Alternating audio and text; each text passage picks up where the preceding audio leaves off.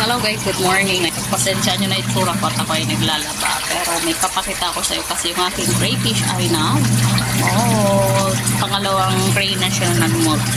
Yung isang galing kay parang Justin nag-molt siya, yung isang babaeng malaki. Pakita ko sa iyo.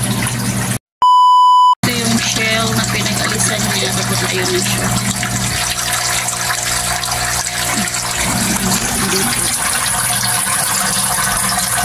Ayan siya, bagong bago pag-alis na lang doon sa ayan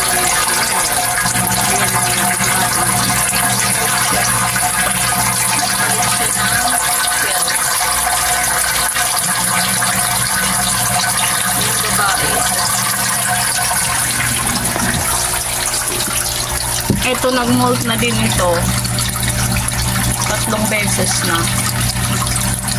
Ito yung lalaki, ayun yung isang babae, ayun din yung isang babae. Diyan lang siya sa gilid. Ito wala nang laman, hotel na lang yan, palak na matay. Ayun na siya oh.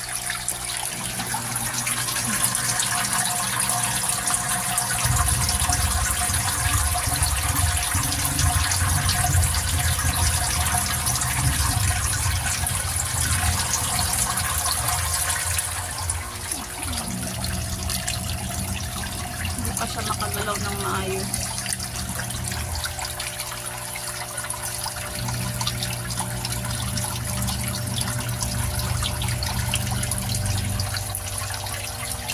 Ayan yung isa, laging nandyan yan sa gilid kasi walang mga paayan. Nandyan lang siya kasi lagi siyang hinahabol ng lalaki. Ayan. Ayan yung lalaki, yung may red na close. Ito babae, ito. Yan, babae yan. Ayan yung lalaki. Yan isang babae nandoon sa loob yan. Yan. Babae yan. Ito babae yan. Ito babae din ito.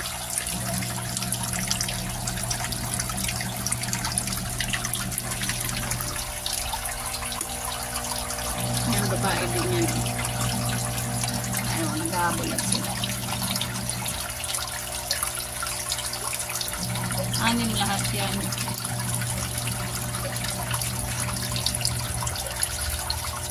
Pero pansin ko sa kanya na mas gusto nila yung mga bato. Yung mga coral, yung mga batong ano.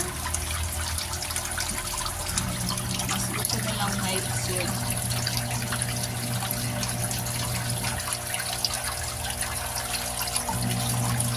So, ganyan lang sila. So, andyan na siya sa loob ng aquarium. Hindi ko alam kung ano yung size ng aquarium. So, 6 na piraso lahat yan. Isang lalaki.